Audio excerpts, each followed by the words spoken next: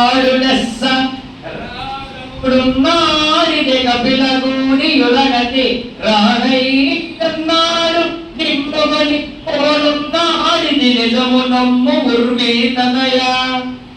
ఉన్నాడు లెస్స రాఘవుడున్నాడిది కపిలగూని యులగతి రానయ్యన్నాడు నిమ్మని పోనున్నాడిది నిజము నమ్ము ఉర్వి తనయ. పై మాటలు ఎవరితో అన్నారు అంటాడు. ఎవరితో అన్నారంటే సీతారాముడితో. సీతతో రాక్షస స్త్రీలు రైట్ ఆన్సర్ అన్నవాళ్ళు చేయదండి. సీతతో రాక్షస స్త్రీలు అన్నవాళ్ళు రిజట రాక్షసంతో అన్నది, రిజట సీతమ్మతో అన్నది అన్నవాళ్ళు. హనుమంతుడు సీతమ్మతో, రాముడు సీతమ్మతో, సీతమ్మడు సుగ్రీవుడితో, జాంబవంతుడు మొండలతో. ఎవరు మాట్లాడతారో తెలియాలంటే అందులో ఉన్న పాత్రలు తెలియాలి. ఇది అసలు ఎక్కడి పద్యం? త్రిజట స్వప్నం. పాఠం ఏంటన్నా త్రిజట స్వప్నం. ఇది మన పాఠం, అది ముందు గుర్తు రావాలి. త్రిజట స్వప్నంలో అసలు త్రిజట ఎవరు? రాక్షస స్త్రీ. స్వప్నం కలవరికి వచ్చింది త్రిజటకి. కలలో ఏమి కనిపించింది అనేది మన పాఠ్యాంశం. కలలో ఏమి కనిపించింది అన్నప్పుడు పాఠం ఎక్కడ స్టార్ట్ అయింది? రావణాసురుడు సీతమ్మను అపహరించి ఎక్కడ తీసుకెళ్లి కూర్చుని పెట్టాడు? అశోకంలో. ఎక్కడన్నా చెప్పండి ఇప్పుడు. అశోక వనములో ఏ చెట్లు ఉంటాయి? Wow wow wow, so elegant, just looking like a wow. Ashoka వనంలో అశోక చెట్లు ఉంటాయా? నవ్వడం ఎందుకు? అలాగే అనుకున్నాం మనం చిన్నప్పటి నుండి. అశోక అంటే శోకము లేనిది, శోకము అంటే దుఃఖము, అది తెలుగు. అశోక అంటే శోకము లేనిది, శోకం అంటే దుఃఖము. దుఃఖము లేని వనములో దుఃఖిస్తూ కూర్చోవలసి వచ్చింది సీత. అశోక వనమును సీత విలపించిన శోకము చేత. అశోకలో శోకము, శోకము. అశోకం అంటే దుఃఖము లేని వనం, అంతేగాని అశోక చెట్టు వనం కాదది. అలాంటి వనంలో ఎక్కడ కూర్చోండి? సింసుపా వృక్షం కింద కూర్చుని పెట్టాడు. ఎక్కడన్నా సింసుపా వృక్షం అనగా, సింసుపా వృక్షం అనగా ఇరుగుడు చెట్టు. ఏంటన్నా? ఇరుగుడు చెట్టు. ఈ ఇరుగుడు చెట్టు కింద కూర్చుని పెట్టినటువంటి సీతమ్మ చుట్టూ అనేక మంది రాక్షస స్త్రీల్ని కాపలా పెట్టాడు. పెట్టి మనల్ని కొంచెం, మన గురించి కొంచెం చెప్పండి, మనకు కొంచెం అనుకూలంగా మార్చండి, మనం ఏంటో తెలియట్లేదు, పెళ్లి చేస్తుంది, కొంచెం కన్విన్స్ చేయండి అని చెప్పాడు. అప్పుడు రాక్షస స్త్రీలు అందరూ చెప్పారు, చూడు లంకా పట్టణం ఎంత పెద్దగా ఉందో, చూడు అంత డబ్బు ఉంది, అంత ధనం ఉంది అన్నారు. మనలాంటి వాళ్ళు అయితే సరే అయితే. కానీ సీతమ్మ, మా ఆయన వస్తాడని చెప్తున్నాను కదా, ఎక్స్ట్రా చేయి, వస్తాడు. అట్లా కూర్చోండి.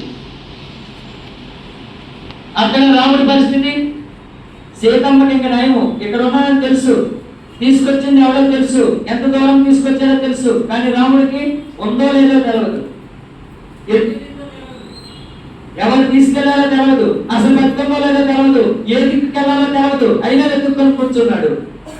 అందుకే కవిత్రి మళ్ళీ ఫస్ట్ పద్యం ఏం రాసింది? శుద్ధాత్ముడైన రాముడు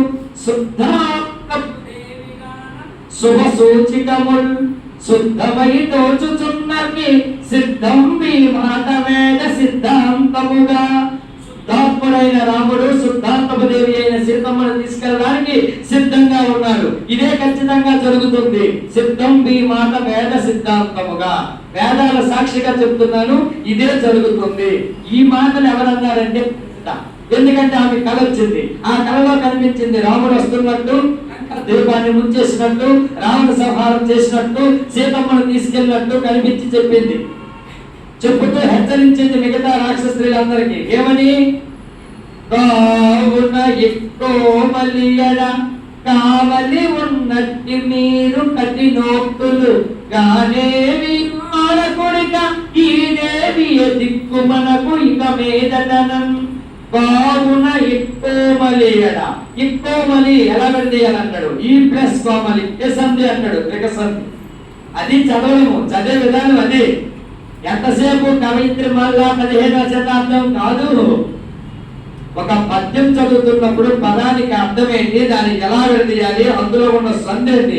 శుద్ధాత్ముడు, శుద్ధ ప్లస్ ఆత్మ, శుద్ధాత్మ సమత దీర్ఘ సంధి.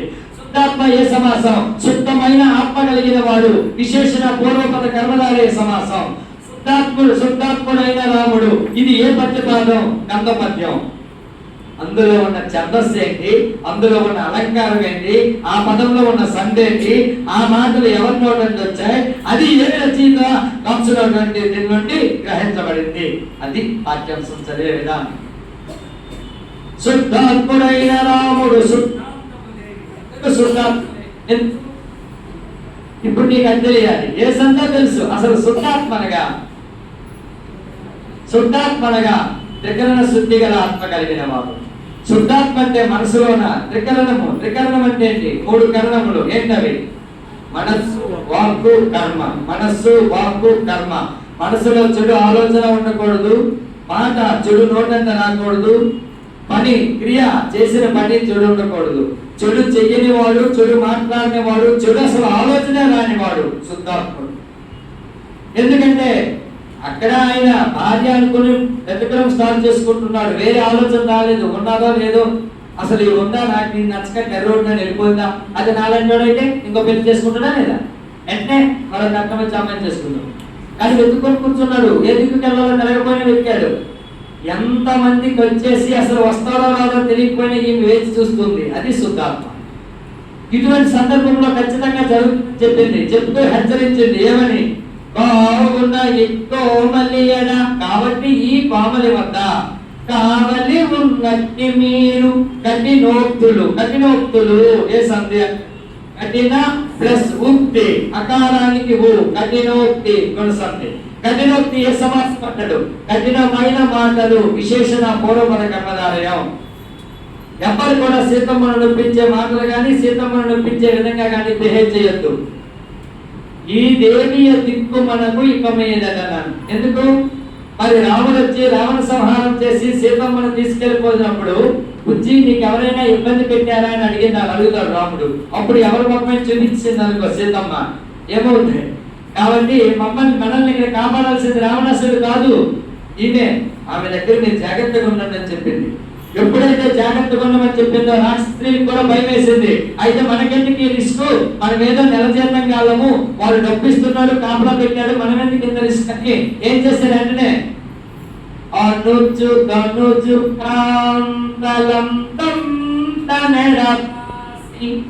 పాసి అంటే విడిచిపెట్టి,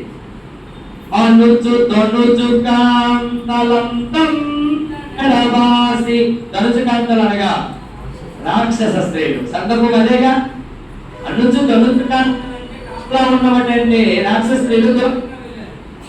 కాబట్టి అనుచు ధనుజుకాంతలంతం తనరవాసి నిదురవోయిరం తనదరి సీత, తనకు దిక్కులేక తలపోసి దుఃఖింప పవన సుతుడు మనుజ భాష పలికే. ఎంట్రయ్యాడు హీరో. తనకు దిక్కులేక తలపోసి దుఃఖింప పవన సుతుడు మనుజ భాష పలికే. రాక్షస స్త్రీలు అలా అనుకుంటూ దూరంగా వెళ్ళి పడుకుని పోయారట. కవయిత్రి వల్ల ఎంత చమత్కారంటే, రాక్షస స్త్రీలు సీతమ్మను భయపెడుతున్నారని భయపడింది అన్నప్పుడే, ఎంత భయపెట్టినా భయపడలేదు, దూరంగా వెళ్ళి పడుకుని పోతే భయపడింది అన్నారు. ఎవరు తోడు లేక, రాక్షసులని భయపడలేదు, ఫీల్ అయ్యినప్పుడు. కాబట్టి వాళ్ళందరూ ప్రశాంతంగా పడుకుని పోతే అయ్యో ఎవరు తోడు లేరే అని కూర్చోంది. అలాంటప్పుడు పవన సుతుడు మనుజ భాష పలికే. హనుమంతుడు వచ్చి మనుషులా మాట్లాడారట. హనుమంతుడు మనుషులా ఎందుకు మాట్లాడారని చెప్పారంటే, అప్పటి వరకు క్యారెక్టర్ లో హనుమంతుడు అనే క్యారెక్టర్ సీతమ్మకి తెలవదు. హనుమంతుడు ఎప్పుడు పరిచయం అయ్యాడు, సీతమ్మని తీసుకొచ్చిన తర్వాత రాముడు వెతుకుతున్నప్పుడు. వెతుకుతానని వచ్చిండు, ఇక్కడ ఉంది, ఆమెతో మాట్లాడుతున్నాడు. ఏమని, లెస్స బాగుడా, ఉన్నాడు లెస్స రాఘవుడున్నాడిదే కపిలగూడి. ఉన్నాడా లేదా భయపడద్దమ్మా, శ్రీరాముడు ఉన్నాడు. ఏకాకి అని భయపడుతున్నావేమో, వానర సైన్యంతో ఉన్నాడు. వస్తాడో వాడనుకుంటున్నావేమో, త్వరలోనే రాబోతున్నాడు. వచ్చి తీసుకెళ్తాడా లేదనా? ఖచ్చితంగా తీసుకెళ్తాడు అని చెప్పడానికి శ్రీరాముడి యొక్క ఉనికిని, సీతమ్మకు మనోధైర్యాన్ని ఇచ్చిన ఏకైక వ్యక్తి ఎవరన్నా? హనుమంతుడు. కాబట్టి ఎవరితో అన్నారంటే హనుమంతుడు సీతమ్మతో. సీతమ్మతో అన్నాడని మనకి తెలుస్తుంది. ఉర్వీ తనయ, చివరిలో ఏమన్నాడు? ఉర్వీ తనయ, తనయ తనువు నుండి జన్మించినది. తనువు అంటే శరీరం. కూతురు పుడితే తనూజ అని పేరు పెడతారు. కూతురికి తనూజ అని ఎందుకన్నారు? నుండి జన్మించింది కాబట్టి తనయ, తనువు నుండి పుట్టింది. ఏ తనువు? ఉర్వీ తనువు, భూమాతను బిడ్డ సీతమ్మ. జనక మహారాజు హలం పట్టి పొలం తిరుగుతుంటే అలా పైకి వచ్చింది. కాబట్టి ఇక్కడ ఆమెకి ఏమని సంబోధించాడు? ఉర్వీ తనయ. ఎవరితో అన్నాడంటే సీతమ్మతో అర్థమైంది. ఎవరన్నారంటే మనం త్రిజట కాదు. త్రిజట ఏమన్నది? వాళ్ళకి ఎలా చేసింది. సీతమ్మతో కూడా ఒక మాట అది, అమ్మా వెరవకు మదిలో నిమ్మగా నిన్ను మేల్కొనుండు, ఇక నీ మగడు, నీ మొగుడు వచ్చి నిన్ను తీసుకెళ్తాడులేమ్మా, నువ్వు కూడా భయపడకని ఆ ముందు ఒక మాట చెప్పింది. ఆ మాట ఇచ్చుంటే నిజంగ సీతమ్మతో ఉన్నాడు లెస్స, రాముడు ఉన్నాడనే విషయం హనుమంతుడికి తెలుసు. కాబట్టి హనుమంతుడి సీతతో కావున ఎక్కువమలియడ, రాక్షస స్త్రీ వాడుతున్న మాటలు. ఎక్కువమలియడ రాక్షస స్త్రీతో చెప్తున్నది. ఇలా సందర్భంలో ఒక పద్యం ఇస్తారు. దీన్నే అపరిచిత పద్యం. తడా తోట లేకుండా ఒక పద్యం ఇచ్చి దాని పూర్వ పదాలని అడుగుతాడు. నాన్న ఈ దరిద్రాన్ని అపరిచిత పద్యం. ఆ అపరిచిత పద్యం ఆ సందర్భం అర్థమైతే 4కి 4 మార్కులు రైట్ అవుతాయి. సందర్భం తెలియకపోతే 4కు పో. ఈ ముచ్చట్లో నేను చెప్పదలుచుకుంది ఏంటంటే, ఒక పాఠం అర్థం అవ్వాలన్నా, పద్యం తెలియాలన్నా, నేపథ్యం తెలియాలన్నా, అందులో వ్యాకరణంలో ఆ సంధి తెలియాలన్నా, సమాసం తెలియాలన్నా ముందు ఏం తెలియాలి గణేష్ సార్? పదజాలం. ఆ పదానికి అర్థాలేంటి, ఆ పదాల యొక్క నానార్థాలేంటి, ఆ పదం యొక్క వ్యుత్పత్తి అర్థం ఏంటి, ఆ పదం యొక్క ప్రకృతి వికృతులేంటి, లేదా ఆ పదం యొక్క పదం ఏంటి, జాతి సామెతలేంటి, పొడుపు కథలేంటి, మాండలికాలేంటి, ఇది పదజాలం.